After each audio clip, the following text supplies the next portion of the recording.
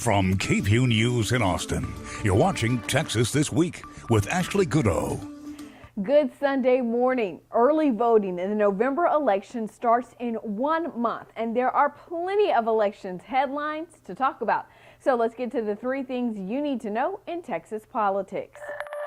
It looks like Texas's mail-in voting laws won't change anytime soon. The United States Fifth Circuit Court of Appeals sided with the state, ruling that Texas law allowing people 65 years old and older to vote by mail does not violate the 26th Amendment, which prohibits voting discrimination based on age. The Texas Democratic Party and others sued the state, arguing the law discriminated against younger voters during the pandemic. While the state won one legal battle, it lost another. A judge rejected the state's attempt to stop the Harris County clerk from sending out mail-in ballot applications to every registered voter in the county. The state argued it could be confusing for voters who are not eligible to vote by mail under state law. But the judge pointed out there is information on who qualifies and said the state's reasoning is inconsistent. And when Election Day rolls around, 1 million more Texans could cast ballots. Nearly 1.26 million more Texans have registered to vote since the last presidential election in 2016. That's according to the Texas Secretary of State's office. While that number sounds good, the percentage of people registered to vote compared to how many are eligible to vote has actually decreased slightly, falling from 78% in 2016 to 76% in 2020. But remember, Texans have until October 5th to register to vote. As we inch closer to the November election, we're talking with candidates running to represent you in the U.S. House of Representatives. In 2018, Michael Cloud was elected to represent District 27. The district spans the Texas coast and stretches north to Caldwell and Bastrop counties. This November, Congressman Cloud will face off against entrepreneur Ricardo De La Fuente. We've been reaching out to Congressman Cloud's campaign since July and have not heard back from him. So this morning, we're talking with Mr. De La Fuente. Tell our viewers a little bit about yourself and why it is you're running for Congress. So when I found out that this district, Texas 27, is the district with the highest uninsured in the nation at 31%, we need a change. We need to work harder. We can do better than that. This pandemic has shown that our system is broken. People are dying not only because they're at high risk, but because of lack of healthcare coverage. So from day one, I want to reform healthcare so everyone has access to healthcare.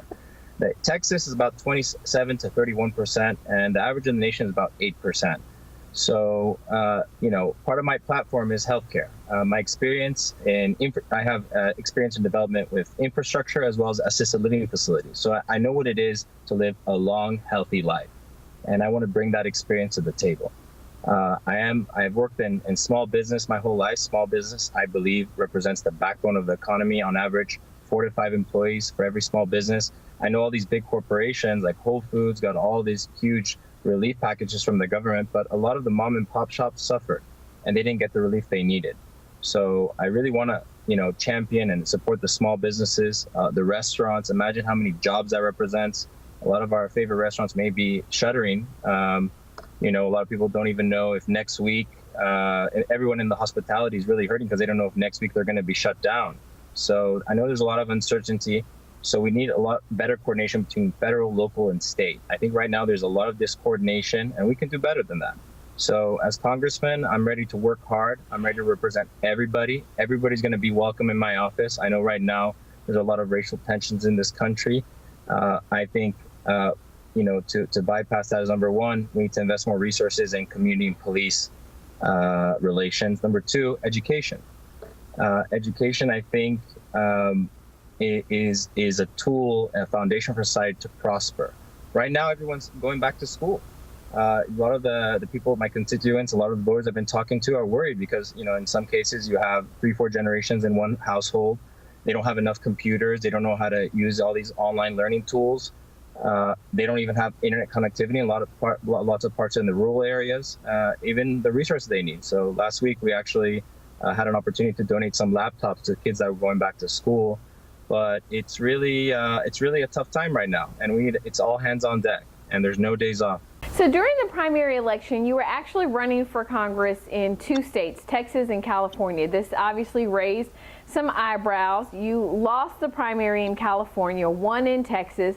What would you say to voters who question your commitment to the Lone Star State?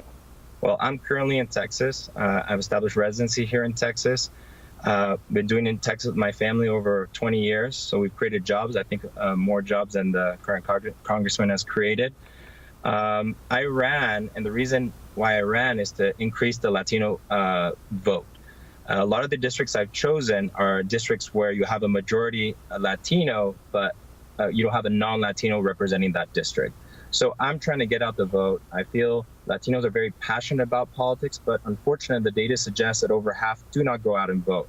So I'm trying to get the Latino vote out this election. And this November, I think the Latino vote is going to be very important in the direction this country is going to take in the following 4 years. You touched on this a little bit, but if you are elected to Congress, what will be your top priority? Well, healthcare.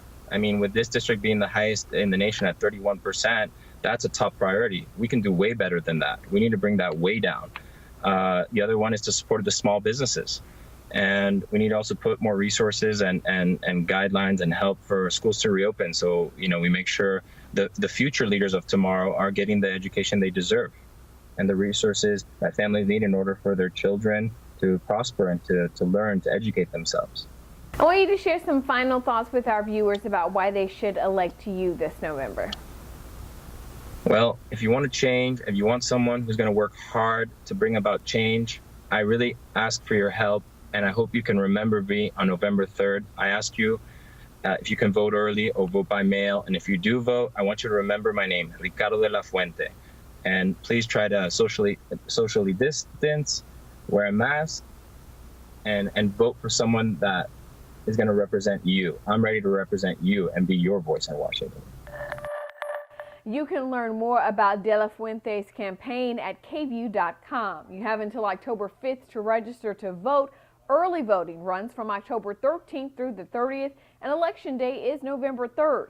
That's Texas This Week.